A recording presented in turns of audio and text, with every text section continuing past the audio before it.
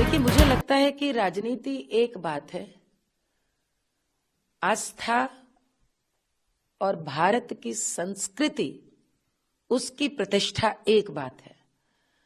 मैं तो यही एक अनुरोध करूंगी कि जितने भी लोग राजनीति कर रहे हैं, मानती हूं कि राजनीति एक माध्यम हो सकता है आपको सत्ता में आने का, आपको वापस सर्वशक्तिमान बनने का, लेकिन ये न भूलें कि राम मंदिर की प्राण प्रतिष्ठा ये भारतीय जनता पार्टी की बात नहीं है, ये अशेष भारतीयों के मन की बात है। और यदि अभी भी आप ये बात नहीं समझ पा रहे हैं या यदि अभी भी आप भारत का उत्साह देखने में अनभिज्ञ हैं, तो ये आपका दुर्भाग्य, इसके अतिरिक्त मैं कुछ नहीं कह सकती। जो लोग भगवान राम के 550 वर्ष के अपने पूर्वजों के संघर्ष के प्रतिफल के रूप में आज इस महान दिन को, आप उसके इतिहास को, आप उसके सत्य को, आप उसके महत्व को यदि नहीं समझ पा रहे, तो सिवाय यही कह सकती हूँ कि महत्वाकांक्षा ने आपकी आंखों में पट्टी बांध रखी और कुछ भी नहीं। और ये वही लोग होंगे जिनके पूर्वजों ने संभवतः राम मंदिर के लिए न सिर्फ प्रार्थना की होगी, शायद आंदोलन में शामिल रहे होंगे, क्योंकि ये कोई 100 साल का इतिहास नहीं, ये 550 वर्ष का मीर बकी द्वारा भारत की चेतना पर कुठाराघात का प्रतिफल है। न जाने कितनी सदियां, कितने संघर्ष, कितने पूर्वज इसमें मर गए, खप गए प्रतीक्षा में, कुछ लड़कर, कुछ अनाचार के कारण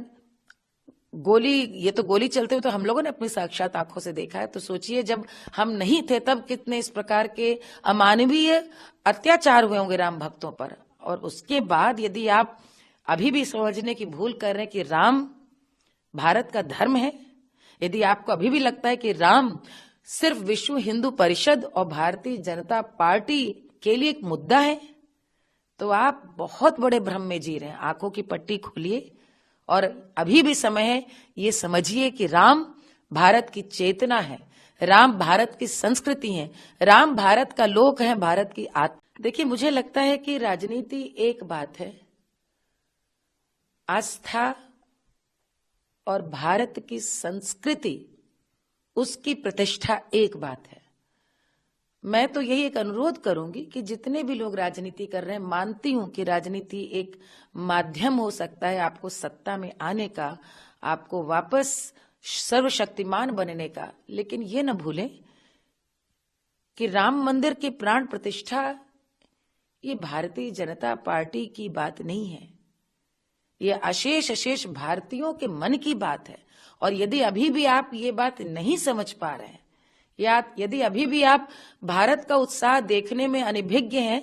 तो ये आपका दुर्भाग्य, इसके अतिरिक्त मैं कुछ नहीं कह सकती। जो लोग